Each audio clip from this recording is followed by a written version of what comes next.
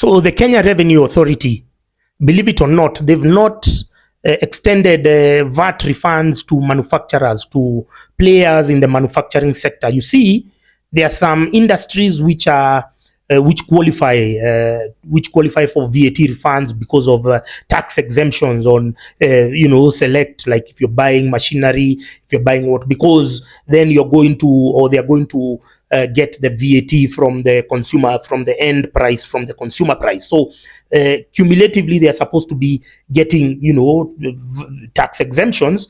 But what they do is, if you spend tax, then you go and get a refund. So if you invest in something and you are charged VAT, then you'll be refunded by KRA.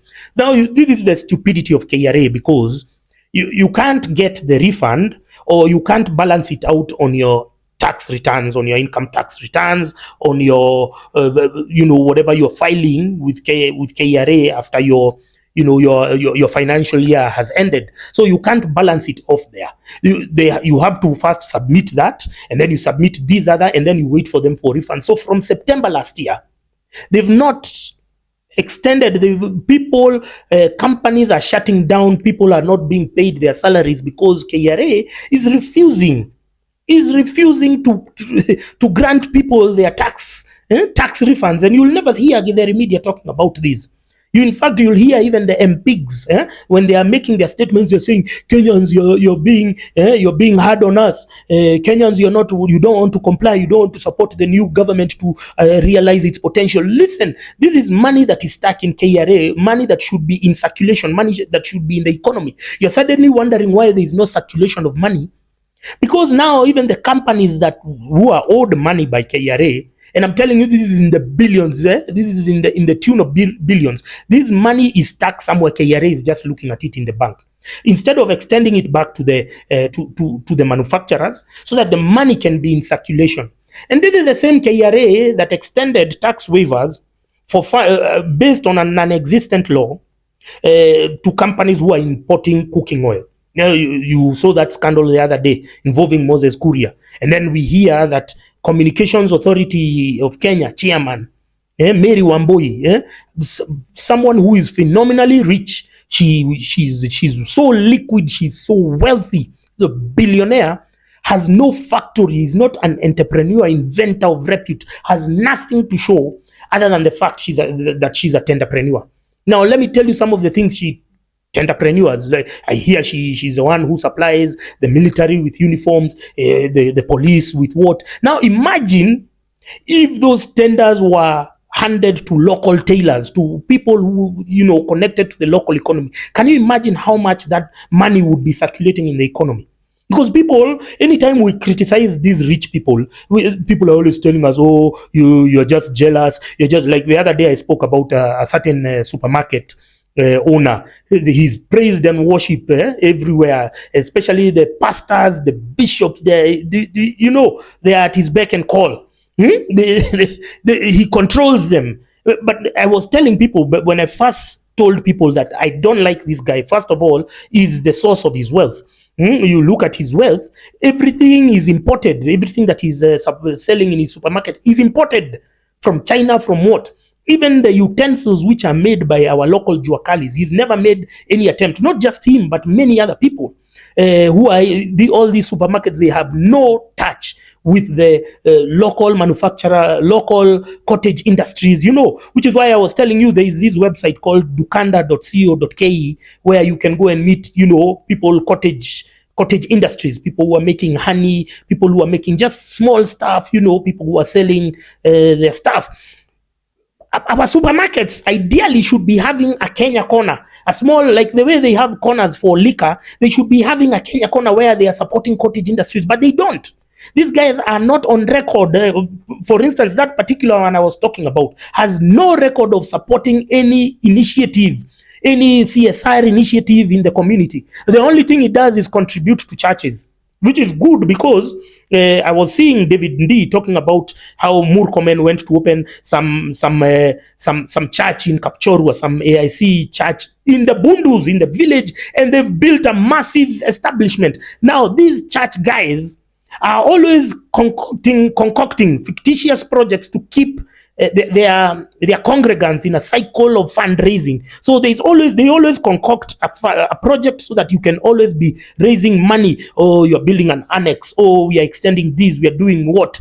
Just so that you can, and the building committees and the church elders, those are the corrupt mofos in every church, like the corrupt cartels in every church, so that they can always keep on eating.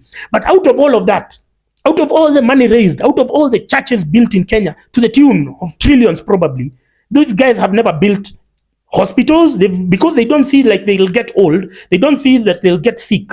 They've never even come up of using the land that they have to build a church, to build a hospital, you understand, to build a health facility, to even revamp an existing one in the community, to go and say, now since there's this level 5 hospital in our town, why don't we revamp it, why don't we build it, with instead of now or constantly extending and building all these churches. And the same people, let me tell you the irony of these characters is that the same people who are preaching for you heaven, once they get sick, they go to hospital, they don't want to die. They don't want to go to the same place they've been preaching to people. They'll go and run their bills up, but they don't want to die themselves. They don't want to go to the same heaven they've been preaching for people. So if that's the case, why don't you invest in hospitals? Why don't you raise money to boost hospitals? These guys don't do CSR. They don't go to visit orphans. They don't go to visit widows. All their money now is in phantom projects. Phantom projects meant to siphon money to keep the congregants in a constant cycle of fundraising.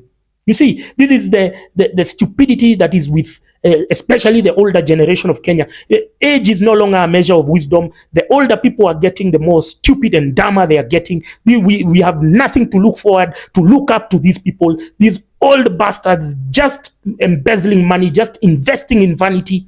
And when you criticize them, they say, oh, you're so disrespectful, you're so what? But we can see the evidence is there, laid out.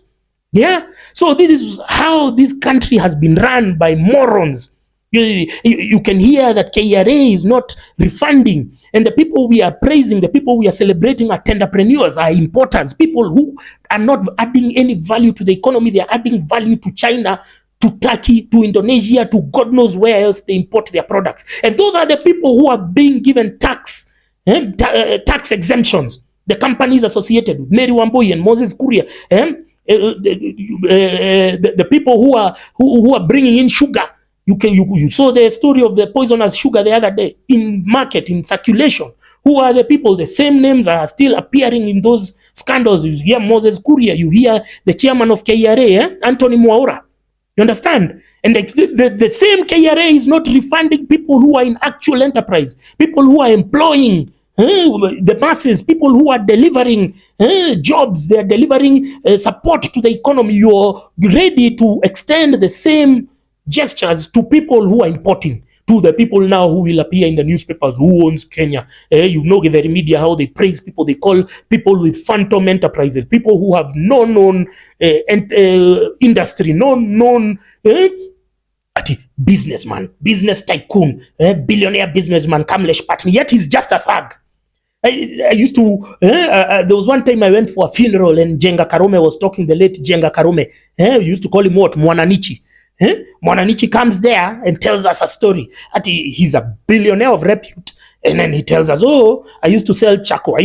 Oh, bro, if you ever give me such a story, me, I'll stand up and say, stop lying, my friend. Stop mwacheni uongo. Tell us how you've made your money. And the more we are learning about the money, the more we realize that the rich people are just tenderprenuers. You guys are just robbing us. How now? Tell me today, can you sell Chaco and become a billionaire? You're giving us false stories about the source of your wealth.